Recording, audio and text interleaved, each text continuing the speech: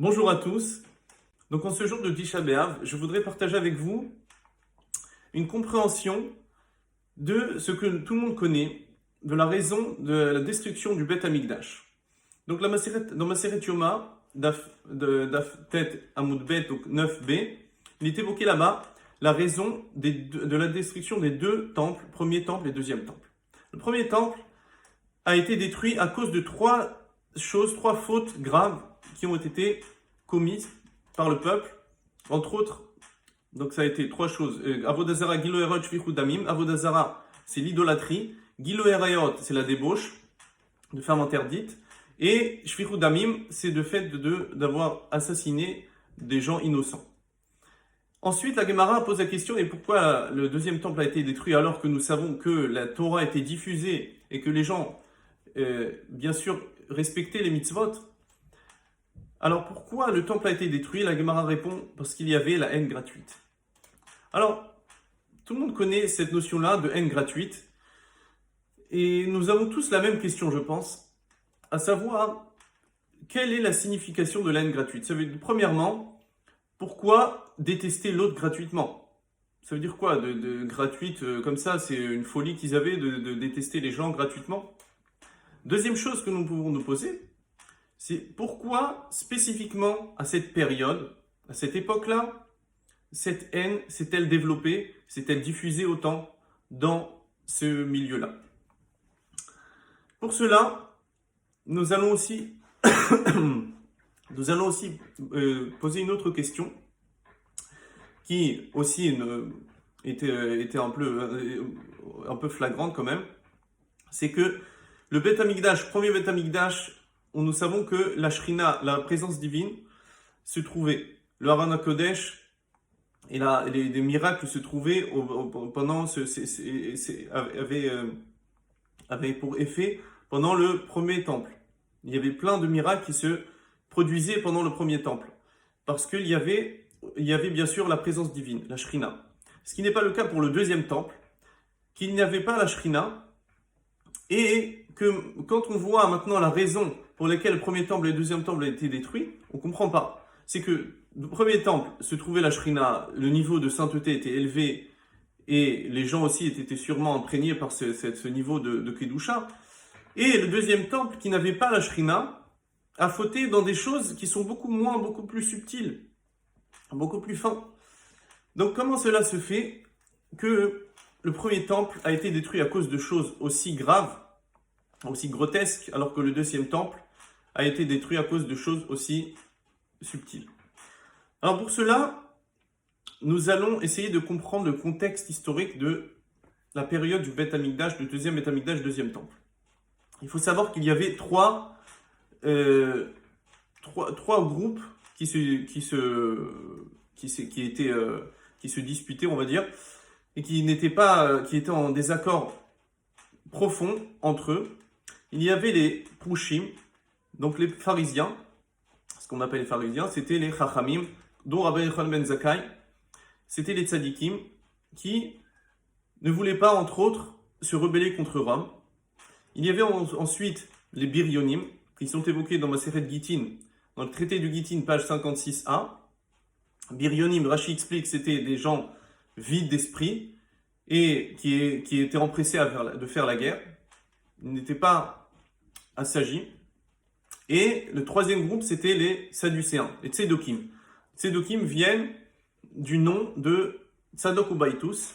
Alors, il est évoqué c'était des deux élèves de Antignoshis Socho qui est évoqué dans Maseret Avot, dans le premier chapitre, le Mishnah Bet, ils ont entendu leur maître dire que nous devons servir Dieu sans aucune attente de Sachar Veonesh, sans aucun, et vous, Meshamshin et Tarab, Shelo Almenat et Kabel Pras, servez votre maître sans attendre de cadeaux, attendre de récompense. Et eux, ils ont pris un peu à la lettre, ils ont dit voilà, donc en fait, il n'y a pas lieu de faire les mitzvot, de pratiquer la Torah, parce que il n'y a ni sachar, ni onesh, ni punition, ni mérite à celui qui va pratiquer la Torah. Donc, entre autres, petit à petit, s'est développé ce groupe-là de Tzedokim.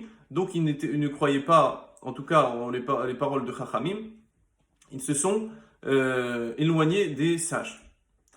Alors, il faut maintenant essayer de comprendre que c'est vrai que c'était bien les Tzedokim qui ont provoqué la destruction du temple. Alors, je vais vous citer ici quelque chose de très important, très fondamental à comprendre la situation et la raison profonde du Khurban Bet HaMikdash.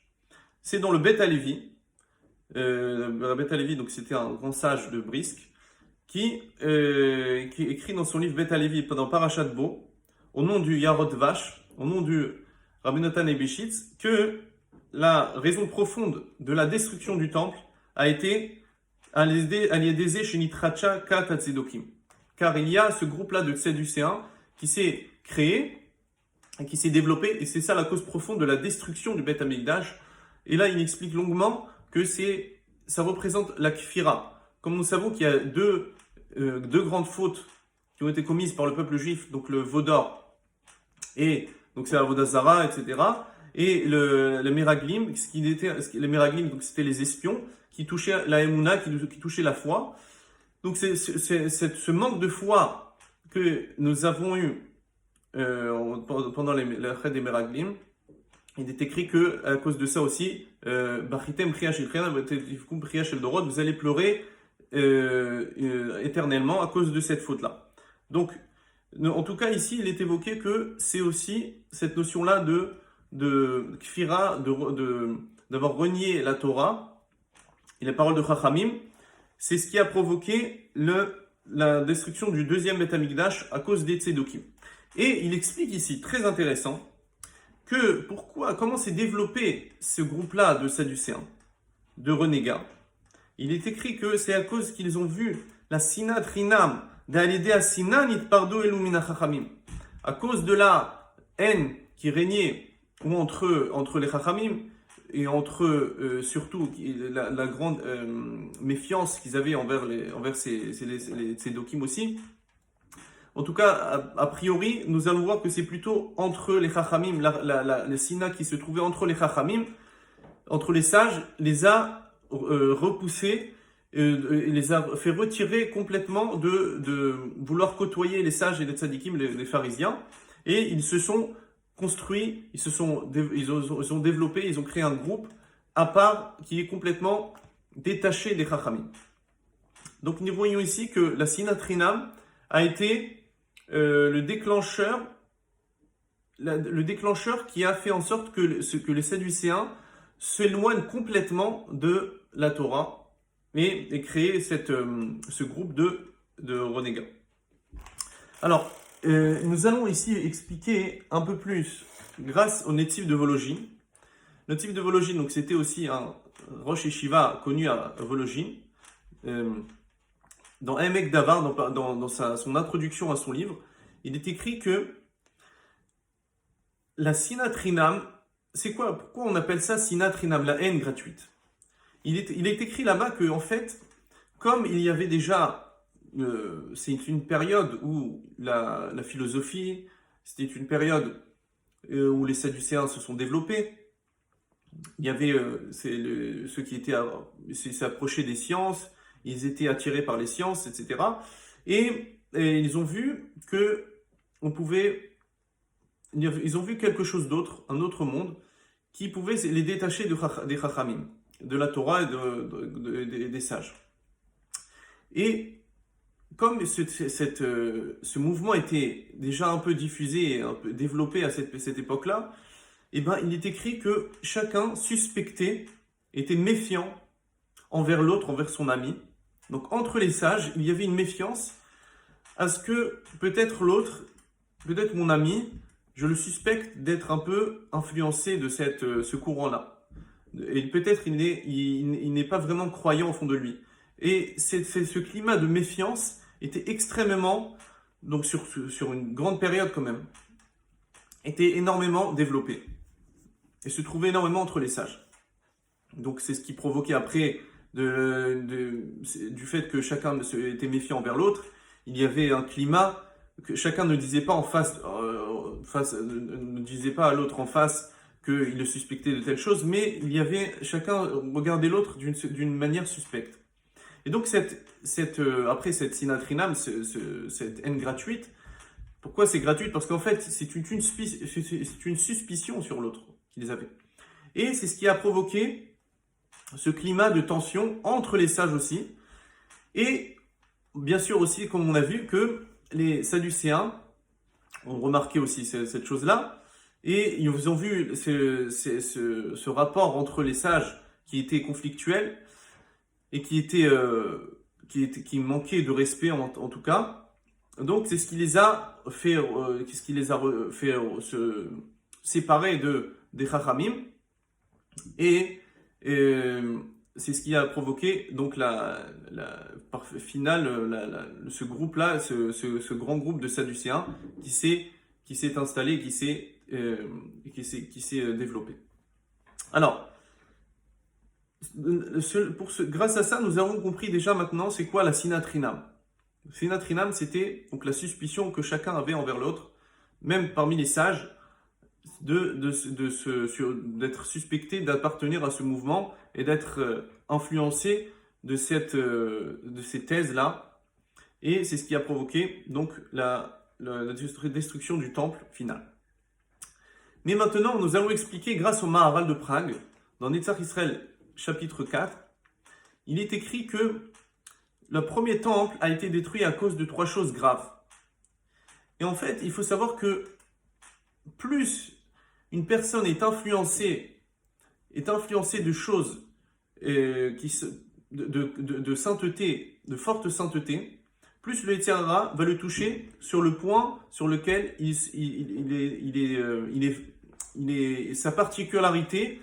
Il a une particularité sur un certain point, et bien sur cette particularité-là, le Yetzer Hara va le toucher, va essayer de l'affaiblir. Parce que cette particularité, donc on va dire c'est sa qualité spécifique, et bien sur cette qualité-là, le Yetzer Hara va essayer de le faire tomber, de le faire trébucher. Alors qu'est-ce qu'il y avait dans le premier temple? C'était le lien avec le Kadosh Baruch Hu. Ce lien avec le Kadosh Baruch Hu, c'est ce qu'on appelle le Adam, l'homme. L'homme, grâce à ce lien avec le Kadosh Baruch Hu, il a réussi à se développer et à avoir cette qualité de Adam.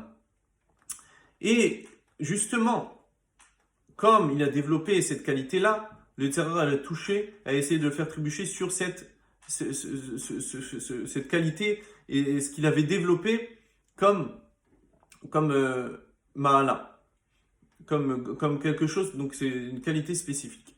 Et c'est pour cela que le Yetzer Hara a essayé de toucher dans Avodah Zarah, Giloyot, Shfichut Damim, il avait une force, le Yetzer Hara avait une force spéciale pour les faire trébucher dans ces choses-là, parce que d'une autre manière aussi, il y avait cette qualité-là que Kadosh Baruch Hu leur a donné, ce lien direct avec la Shrina, avec la présence divine, qui les montait au degré de Adam, de l'homme, comme par excellence. Et c'est cela que le Yetzer Hara a essayé de faire tomber. Ce qui n'est pas le cas dans le deuxième temple, que la Ma'ala, la particularité et la qualité qu'ils avaient, c'était par le fait qu'ils étaient Am Israël. C'était pas par rapport à chaque individu qui était imprégné de la Shrina, mais parce qu'ils étaient Am Israël. Ils étaient ensemble. Et comment il est écrit qu'ils avaient un Kohen, il y avait un Beth Amikdash, tout était tout était unifié. Et donc entre autres le Sanhedrin aussi, il y avait un Sanhedrin, tout était unifié pendant plusieurs centaines d'années. Cette unification-là et cette unité-là du peuple juif, donc le fait elle a été touchée par la sinatrinam, par cette dislocation-là et cette méfiance que chacun avait envers l'autre, c'est ce qui a provoqué la destruction du temple, parce que le temple n'était là que pour unifier le peuple juif. C'était ça la qualité, c'était ça la ma'ala que Kadosh Baruch Hu leur a donné pour développer ce point-là de unité du peuple juif. Et s'il manque de cette unité-là, le temple n'a pas lieu de rester et d'être encore édifié. Donc c'est pour cela que la destruction du deuxième temple a été provoquée surtout à cause de cette faute-là, parce que l'essence même de ce temple, de l'existence du deuxième temple, était par le Yichud et par la Itardut du peuple juif, l'unification, l'unité du peuple juif. Donc s'il n'y a pas d'unité, il y a la destruction du temple. Pour terminer, pour le Khurban Bet Amikdash, nous avons parlé maintenant, comment construire le Bet Amikdash. Alors, pour terminer par une petite note qui est évoquée, que Eliyahu Hanavi sera celui qui entraînera et nous aidera à nous réunifier. Comme il est écrit dans la fin du Shas Mishnayot, que Eliyahu viendra pour faire en sorte que la paix afin qu'il y ait la paix dans le monde entre les parents, quand on dit entre le père et le fils, entre le père et les fils, Avot Albanim, c'est Akadosh Baruch Hu aussi, envers Akadosh Baruch Hu et ses enfants, mais c'est aussi le lien entre les hommes qui va réussir, où nous allons réussir à retrouver la paix, et c'est grâce à Eliyahu Hanavi aussi qui nous aidera à retrouver cette paix, cette unité, et c'est ce qui fera que le Bet Amikdash se reconstruira. Et c'est comme ça que nous allons réussir à être metaken, à ranger ce qu'on a détruit dans le deuxième Bet Amikdash. Zak Baruch.